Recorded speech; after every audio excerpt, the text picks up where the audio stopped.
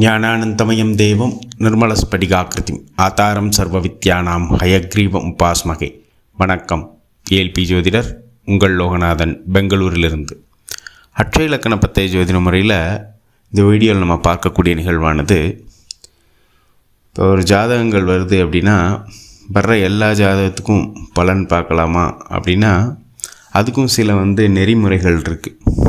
எங்கள் குரு என்ன சொல்லியிருக்காரு அப்படின்னா, சில ஜாதகங்களுக்கு நீங்கள் பலன் பார்க்கக்கூடாது அப்படின்றத சொல்லியிருக்காரு. அது எந்த மாதிரி ஜாதகங்கள் அப்படின்னா, இப்போது நடப்பில் ஒரு ஜாதகம் வருது, அந்த ஜாதகர் ஒரு பெண், அவங்க இப்போ கர்ப்பமாக இருக்காங்க அப்படின்னா அந்த கர்ப்பமாக இருக்கக்கூடிய பெண்ணுக்கு ஜாதக பலன் பார்க்கக்கூடாது அப்படின்றத சொல்லியிருக்கார். அதே போல் இப்போ ஒரு ஜாதகம் வருது, அந்த ஜாதகர் ஏதோ ஒரு சுவாமிக்கு மாலை போட்டிருக்கார். உதாரணமாக ஐயப்ப சுவாமி, முருகர் சாமி, இந்த மாதிரிலாம் மாலை போடுவாங்க. இப்போ நடப்பில் மாலை போட்டிருந்தாங்க அப்படின்னா அந்த ஜாதகங்களுக்கும் நம்ம பலன் பார்க்குறதில்ல. அதே போல் காலமானவர்கள் ஜாதகம், அந்த ஜாதகத்துக்கும் நம்ம ஆய்வு செஞ்சு பலன் பார்க்கக்கூடாது அப்படின்ற இந்த உபதேசத்தை எங்கள் குரு சொல்லியிருக்கார்.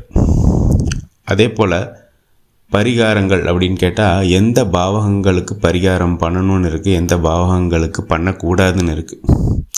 இப்போ இந்த மாதிரி ஒரு நெறிமுறைகளுக்கு உட்பட்டு தான் இங்கே பலன் பார்க்குறோங்க. ஏன்னா வர்ற எல்லா ஜாதகத்தையும் நம்ம பார்த்து பலன் பார்க்குறோமா அப்படின்னா இந்த மாதிரி நிகழ்வு எடுத்துட்டு அப்படின்னா இதை நம்ம பார்க்குறதில்ல அப்படின்றத சொல்லிக்கலாம். இந்த நேரத்தில் அட்சய இலக்கண பத்தய ஜோதிட முறையை உருவாக்கிய மதிப்பிற்குரிய பொதுவுடைமூர்த்தி ஐயா அவர்களுக்கு என்னுடைய மனமார்ந்த நன்றிகளை சொல்லிவிட்டு, நமக்கும் நல்ல சிந்தனை சூழ்நிலை வாய்ப்புகள் அமைய எல்லாம் வல்ல இறைவனை வேண்டிட்டு மீண்டும் ஒரு ஏஎல்பி முறையிலான ஜாதக ஆய்வில் உங்களை சந்திக்கும் வரை உங்களிடமிருந்து விடைபெறுகிறேன். நன்றி, வணக்கம்.